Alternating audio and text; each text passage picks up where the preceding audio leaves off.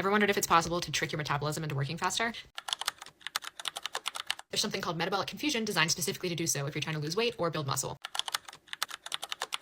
This is a restrictive diet that alternates between low and high calorie days in an attempt to artificially speed up metabolism to burn more calories. And someone says, I need this because I am stuck at 183. That should be pounds, I suppose. Now, this metabolic confusion diet is also known as calorie cycling, and it is pretty common in weight loss circles, and you have probably heard about it. But that is not the only method that people are using to ramp up their metabolism, so they can finally lose weight. In fact, over the past few years, I have heard of different ways to get through weight loss plateaus. They range from drinking lemon water in the morning. Let me explain how I went from this to this by just drinking lemon water. To avoiding tomatoes. One food that is making you fat and that I'm personally never eating again. All these people are out here thinking they're allergic to gluten or dairy and they're not. They're really just inflamed from tomatoes. Yes, some of them, like avoiding tomatoes, can sound really absurd. But of the many ideas that I have come across, people tend to agree that switching diet types can actually accelerate weight loss. So people oscillate from one diet to the other, such as from low fat to low carb, or from keto to low carb, as discussed in the thread that I'm showing on the screen right now. I have even seen people go from being vegan to being carnivore for weight loss. And when you consider how different these schools of thoughts are when it comes to their ethos, that is quite fascinating. Like in this story that I'm showing on the screen right now, where the Reddit user shared an interesting story behind her journey as a vegan and how she finally went to eating carnivore and lost 20 kilograms and even managed to reverse her eyelid eczema. In the same vein, I have seen people move from being carnivore to being plant-based or even vegan. Like in this thread that I'm going to show you on the screen, where someone has been vegan for about 3 weeks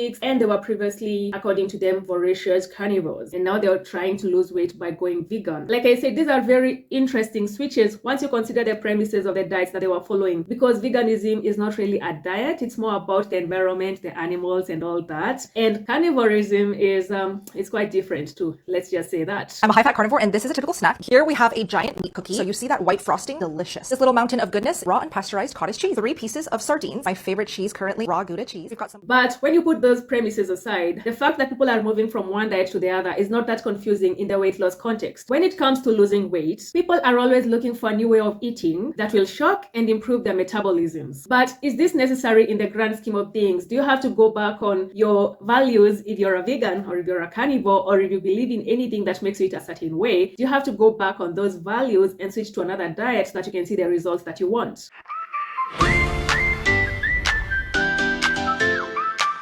Hello and welcome or welcome back. My name is Daisy, aka D, and I'm a weight loss coach who makes weekly videos discussing the weight loss beliefs that women have and which complicate weight loss for them and make it harder for them to achieve their weight loss goals. So if that sounds like something that you will be interested in, I invite you to join our community. Today we will be talking about whether we can actually shock or change our metabolisms by changing the type of food that we eat or eating more of it in irregular patterns, like with calorie cycling.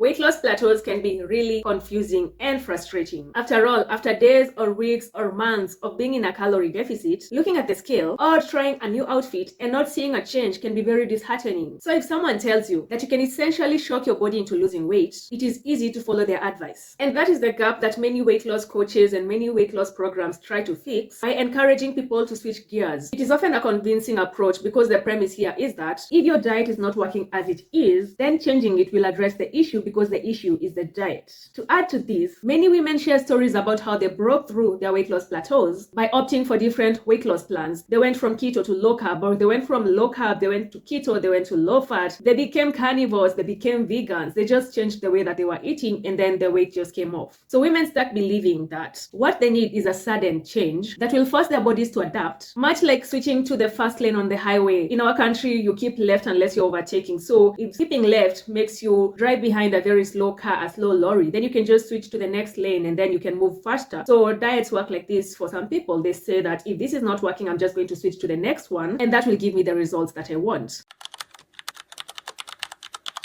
I won't lie that some women have had success with switching their diets from one version to the other. But while they may believe that the reason that they finally lost weight was because they moved from one version of a diet to the other, research has shown that such switches often pave the way for behavioral shifts that actually promote weight loss. Now, what do I mean by this? According to scientific studies, when you start eating differently, there are 2 likely scenarios that can lead to weight loss. In the first scenario, you may find that you increase your protein intake, cut out or minimize ultra-processed foods that are high in calories calories, or just reduce your overall calorie intake without even acknowledging it or even realizing it. These changes, while subtle, can cause weight loss because at the end of the day, weight loss comes down to being in a calorie deficit. In the second instance, let's say you are in an aggressive calorie deficit in your previous diet, and now you switch to another diet where you're not eating more calories. You may find that your metabolic adaptation improves for the better because, as I have spoken about in previous videos, if you're in an aggressive calorie deficit, then your body undergoes significant metabolic adaptation that makes the weight loss journey much harder. And so by switching to a diet that is not as aggressive, you find that you're no longer too tired to work out, you're no longer too tired to engage in non-exercise activity thermogenesis, and your body is no longer under so much stress. So you find that you're not only physically but also more mentally capable of remaining in the calorie deficit. And what happens when you remain in a calorie deficit is that you end up losing weight. In both of these scenarios, your metabolism adapts to your calorie intake and activity levels. And as long as you're able to remain in this light to moderate calorie deficit, you are able to lose weight sustainably and enjoyably. And it's not because you happened to shock or reset your metabolism in any way, it's because you created ideal weight loss conditions.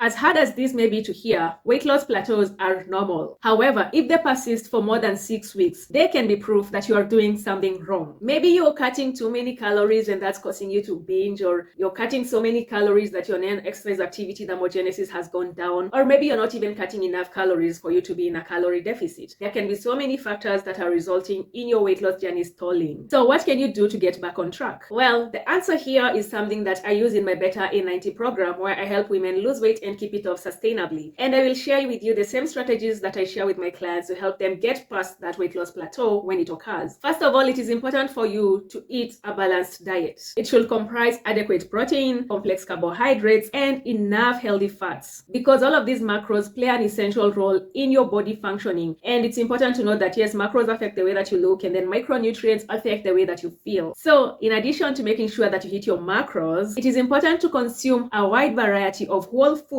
because this will provide you with the necessary micronutrients for optimal body functioning, and this will allow you to enjoy optimal health even as you lose weight. You will feel much better if you're eating a balanced and healthy diet. Besides, eating this way makes it much easier for you to remain in the calorie deficit as opposed to eating highly processed foods that lack in nutrients such as fiber. Secondly, strength training is a vital aspect of any weight loss journey. Losing weight naturally carries the risk of losing muscle mass. At the same time, women naturally lose muscle as they age, and this predisposes them to the risk of injuries as well as the loss of independence as they grow older, and none of these situations are ideal for your health. By strength training, you can not only preserve your current lean muscle mass, but you can also build more muscle, and this will help you raise your resting metabolic rate, which makes it easier for you to lose weight in the long run. Third, it is important for you to find ways to manage your stressors in a healthy way. In the world we live in, many of us are very stressed. Maybe it's our jobs, maybe it's our families. There's just a lot going on, and people usually turn to things such as doom scrolling or drinking. There are many ways to relieve your stress that seem to work, but they don't really work because they don't give you a healthy outlet for the stressors in your life. So it's important for you to find nice ways and healthy ways that you enjoy to manage your stress, and also make sure that you're getting enough sleep, both in terms of quality and quantity. These two things alone go a long way in regulating your hormones, and that plays a very vital role in your weight loss journey. I will be making a video about cortisol and its effect on your weight loss journey in the next few videos. I think it will be the third video after these, but even before we get to that, it's important for you to realize that how you manage your stress and how much sleep you get will both have an effect on how you feel and how easy it is for you to remain in the calorie deficit in the long run. Because when you don't get enough sleep, for example, studies have shown that this ramps up your hunger hormones, and this makes it much easier for you to engage in eating at a calorie surplus even when you're not really aware of it, just because your body is responding to the lack of sleep and it's trying to look for energy, and it's going to prompt you to eat more calories than you need to be in a calorie deficit. And continued over a long time, this can lead to weight gain, and this is just one of the effects that can come about from not getting enough sleep or managing your stressors in a healthy way.